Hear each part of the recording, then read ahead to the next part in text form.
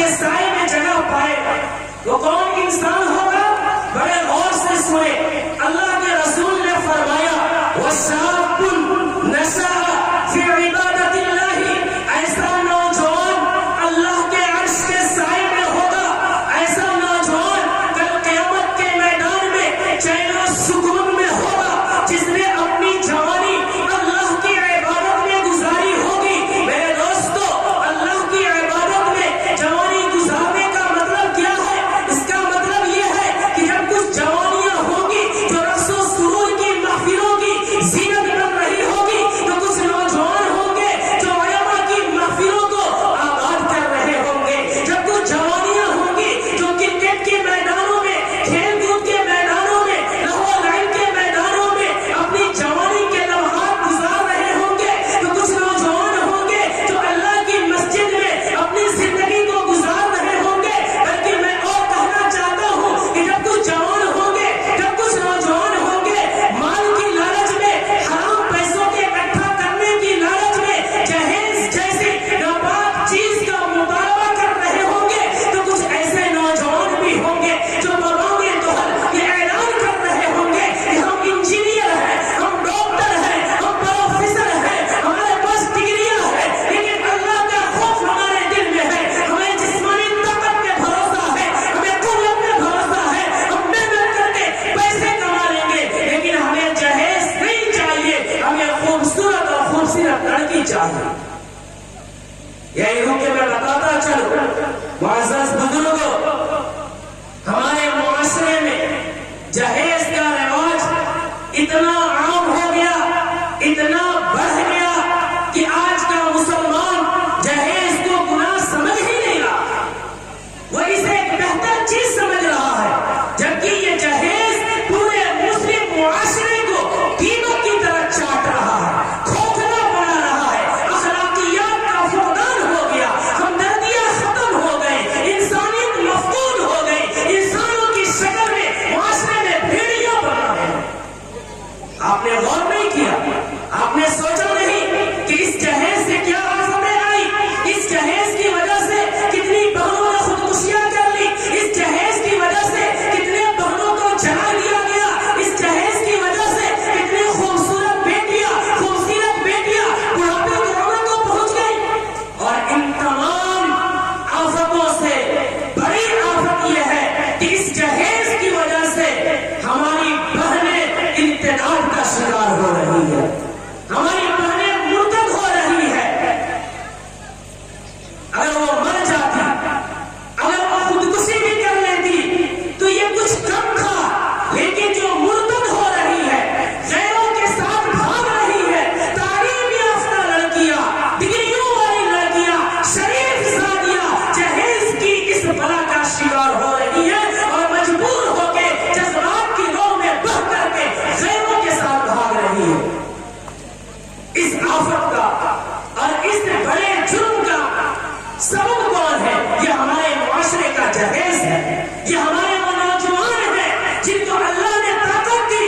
قوت دی، اللہ نے علم دیا کہ یہ محنت کر کے پیسے کماتے، لیکن یہ دنیا کا ایسا حریص بن گئے، ایسا لالچی بن گئے، ایسا بھکاری بن گئے کہ جہیز کے نام پہ ایک باپ سے اس کی بیٹی کے ساتھ 40 سال کی پراپرٹیز بھی اینٹ لیا کرتے ہیں۔ ذرا سوچیں کہ کل قیامت کے میدان میں کیا جواب دیں گے؟ اگر انسان دیانتداری کے ساتھ سوچے گا، سمجھداری کے ساتھ سوچے گا، تو کبھی جہیز کا مطالبہ نہیں کرے گا۔ آئیے ذرا سوچئے کہ ایک باپ ہوتا ہے جس کے گھر بیٹی پیدا ہوتی ہے، وہ باپ اپنی اس بیٹی سے محبت کرتا ہے، تعلیم و تربیت کے زیور سے اسے آراستہ کرتا ہے، اسے ہر اعتبار سے اس کی حفاظت کرتا ہے، اور جب وہ بچی اگر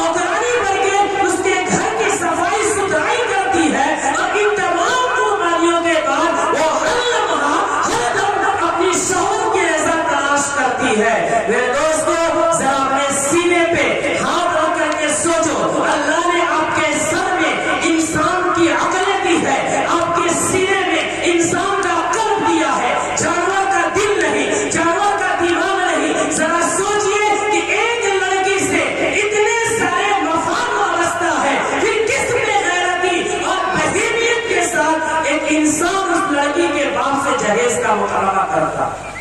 اسے تو احسان ماننا چاہیے, شکر ادا کرنا چاہیے, لیکن یہ پیسوں کے بھکاری لوگ ساری حیا کو, ساری غیرت کو, ساری اخلاقیات کو بلائے داخل کر کے جہیز کا مطالبہ کرتے ہیں. میں بابانگے دعا یہ کہنا چاہتا ہوں, ہمارے معاشرے میں دو بھکاری ہے. ایک تو وہ بھکاری ہے جو پھٹا پرانا لباس پہنتا ہے, بڑا گندا بالوں میں ہوتا ہے, کیسے کڑائی ہاتھ میں لیتا ہے, ہمارے سامنے آتا ہے اور بھیک مانگتا ہے. ہم خوشی سے اسے 1-2 روپیہ دے دیتے ہیں. یہ بھکاری اچھا ہے, یہ بھکاری بہتر ہے, لیکن اس سے بدترین بھکاری ہے وہ جو انٹرنیشنل بھکاری ہے, جو انتہائی خوبصورت لباس زیب کرتا ہے, عمدہ گاڑیوں میں سوار ہوتا ہے, ایک لڑکی کے باپ کے پاس جاتا ہے, دوستی کا ہاتھ بڑھاتا ہے, جب رشتہ طے ہو جاتا ہے ساری حدود کو پار کر کے, بہیمیت کا ثبوت دے کر کے, ساری خیراتوں کو نیلام کر کے یہ باپ اس لڑکی کے باپ سے مطالبہ کرتا ہے کہ میں اپنے بیٹے کی شادی اسی وقت کروں گا جب ہمیں جہیز میں 4 ویلر مل جائے یا 2 ویلر مل جائے. میرے دوستو یہ کس اعتبار سے درست ہے؟ ذرا ہم سوچیں کہ کل قیامت کے میدان میں ہم اپنے نبی کو کیا جواب دیں گے, جس نبی نے مکہ کی سرزمین میں بعثت کے بعد عورتوں کو حقوق دیا تھا, جن بچیوں کو زندہ زمین میں دفن کیا جاتا تھا, ان کی ولادت کو رحمت بنا کر کے انہیں جینے کا حق دیا. لیکن آج کا یہ مسلمان اسی نبی کا ماننے والا ہے, لیکن اپنے معاشرے میں جہیز کے رواج کو فروغ دے کر کے اسی نبی کی روحانی اولاد کو, اسی اماں عائشہ کی بیٹیوں کو زندہ زمین میں دفن کر رہا ہے. کل قیامت کے میدان میں اگر ہمارا نبی یہ پوچھ لے کہ بتاؤ, ہم نے تو عورتوں کو حقوق دیا تھا, بچیوں کو زندہ رہنے کا حق دیا تھا, لیکن تم نے میرا کلمہ پڑھنے کے باوجود تم نے جہیز کے رواج کو فروغ دیا, جس کی وجہ سے ہماری وہ بیٹیاں یا تو زندہ زمین میں دفن کر دی گئی, یا خودکشیاں کر لی, یا انہیں زندہ جلا دیا گیا, یا وہ مرتد ہو گئی اور غیروں کے ساتھ بھاگ گئی. کیوں ایسا تم نے کیا؟ کوئی جواب بنے گا؟ کوئی جواب نہیں بنے گا. اس لیے میرے دینی بزرگوں, میں بات کر رہا تھا کہ وہ نوجوان جس نے اپنی جوانی اللہ کی عبادت میں گزاری ہے, وہ نوجوان کل اللہ کے عرش کے سائے میں جگہ پائے گا. اس لیے یہاں ہمارے نوجوان بھائی بیٹھے ہیں, یہ تہیہ کریں کہ ہم کسی بھی حال میں کتنوں تعلیم حاصل کر لیں, کتنوں ڈگریاں حاصل کر لیں, کتنوں پیسے حاصل کر لیں, کتنوں خوبصورت گاڑیاں خرید لیں, کتنوں عالیشان عمارت کی تعمیر کر لیں, لیکن ہم ہرگز کسی باپ سے جہیز کا مطالبہ نہیں کریں گے. آپ حسب کرتے ہیں؟ بلند آواز سے بولیے انشاءاللہ. اگر ہم نے, آپ نے اگر یہ عزم کیا اور جہیز کا مطالبہ نہیں کیا, مجھے امید ہے اللہ کی ذات سے کہ کل قیامت کے میدان میں اللہ آپ نوجوانوں کو بھی اس عمل کی برکت سے اپنے عرش کے سائے میں جگہ عطا فرمائے گا. اور تیسرا, چوتھا انسان جو اللہ کے عرش کے سائے میں جگہ پائے گا, وہ کون انسان ہوگا؟ اللہ کے رسول صلی اللہ علیہ وسلم نے بیان کیا کہ وَرَجُلٌ ذَكَرَ اللَّهَ خَالِيًا فَفَازَتْ عَيْنَاهُ, کہ ایسا انسان جس نے تنہائی میں بیٹھ کر کے اپنے گناہوں کو یاد کیا,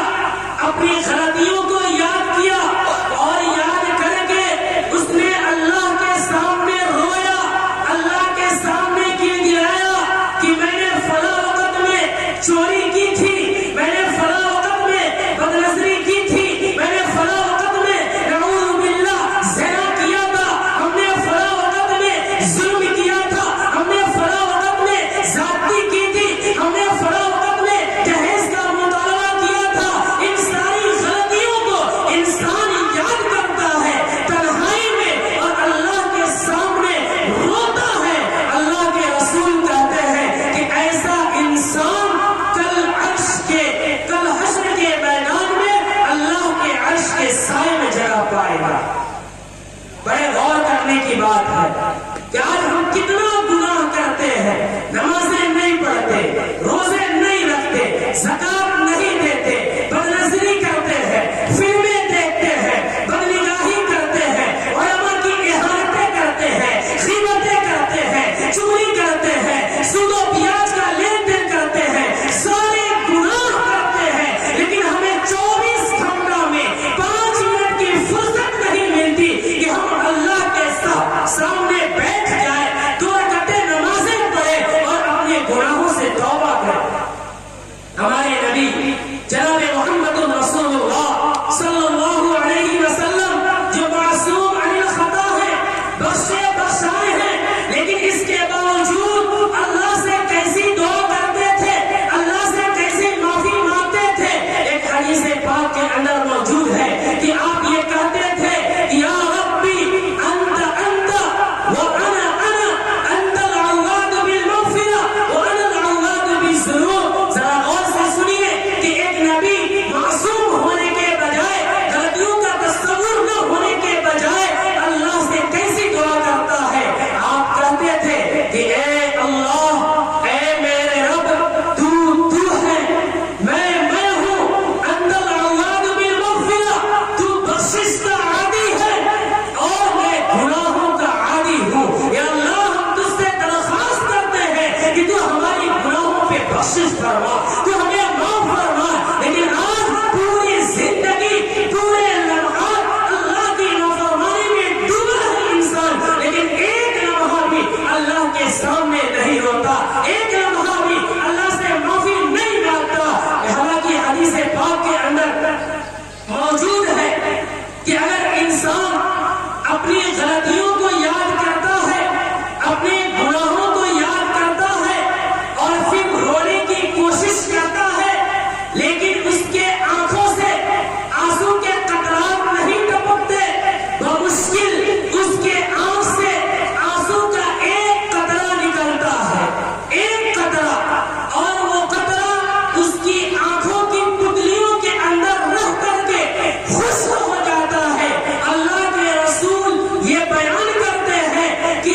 کل قیامت کے میدان میں اس انسان کی مغفرت کے لیے آنسو کا وہ ایک قطرہ بھی کافی ہوگا۔ ذرا لوگ دیکھیے، اس لیے میرے دینی بزرگوں، چوتھا انسان جو اللہ کے عرش کے سائے میں جگہ پائے گا وہ انسان ہوگا جو اللہ کے ڈر اور خوف کی وجہ سے اپنے آنکھوں سے آنسو کے قطرات گراتا ہے۔ اس لیے آپ نے علماء کی باتیں سنی، بزرگوں کی باتیں سنی اور سنتے رہتے ہیں۔ آج تک بہت غلطیاں ہوئی، بہت کوتاہیاں ہوئی۔ اس جلسے کو کامیاب بنانے کے لیے اپنی پچھلی زندگی سے توبہ کرے، اپنے گناہ کیے توبہ کرے، اپنے برائیاں کی توبہ کرے، اپنے نمازیں چھوڑی توبہ کرے، آپ نے جو بھی گناہ کیے ان سب سے توبہ کرے، اللہ کے سامنے روئے، گڑ گڑائے، تاکہ اللہ معاف فرمائے اور کل حشر کے میدان میں اپنے عرش کے سائے میں جگہ عطا فرمائے۔ تو ہم کریں گے ایسا؟ انشاءاللہ ہم کریں گے۔ اس لیے ہم تمام توبہ کریں۔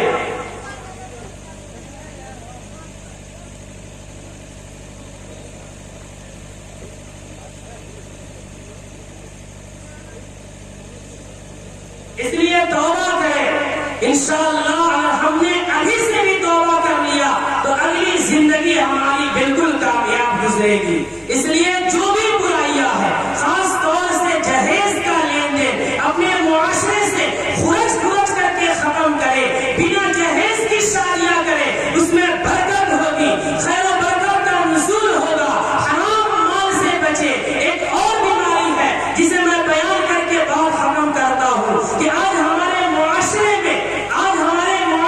میں سود و بیاج کا لین دین بہت تیزی سے بڑھ رہا ہے۔ ایک مسلمان سود لینے کو، سود دینے کو گناہ تصور ہی نہیں کر رہا ہے، حالانکہ یہ اتنا بڑا گناہ ہے کہ انسان سوچ نہیں سکتا۔ اللہ نے قرآن کریم میں بیان فرمایا یا ایھا الذین آمنوا اتقوا اللہ وذروا ما بقی من الربا، کہ اے ایمان والو تم اللہ سے ڈرو اور سود و بیاج کو ترک کرو۔ اور دوسری جگہ اللہ نے فرمایا وَأَحَلَّ اللَّهُ الْبَيْعَ وَحَرَّمَ الرِّبَا، کہ اللہ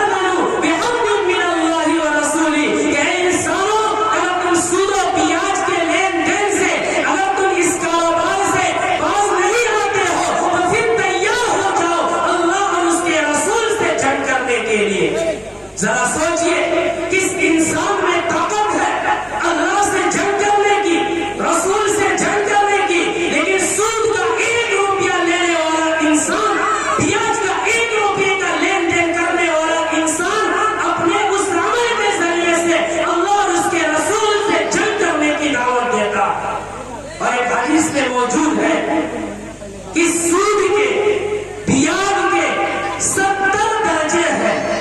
اور ان میں سب سے ہلکا درجے کا گناہ کیا ہے؟ اپنی ماں سے زنا کرنا۔ ذرا سوچئے، معاشرے کا کمینہ انسان جو صبح و شام زنا کے کاموں میں ڈوبا رہتا ہے، وہ انسان بھی اپنے اس ماں سے زنا کا تصور نہیں کر سکتا جس ماں کی کوکھ میں 9 مہینہ رہا، جس کی چھاتی سے دودھ نہیں، خون پی کر پروان چڑھا، لیکن 1 روپے کا سودی کاروبار کرنے والا انسان اپنی ماں سے زنا کرتا ہے۔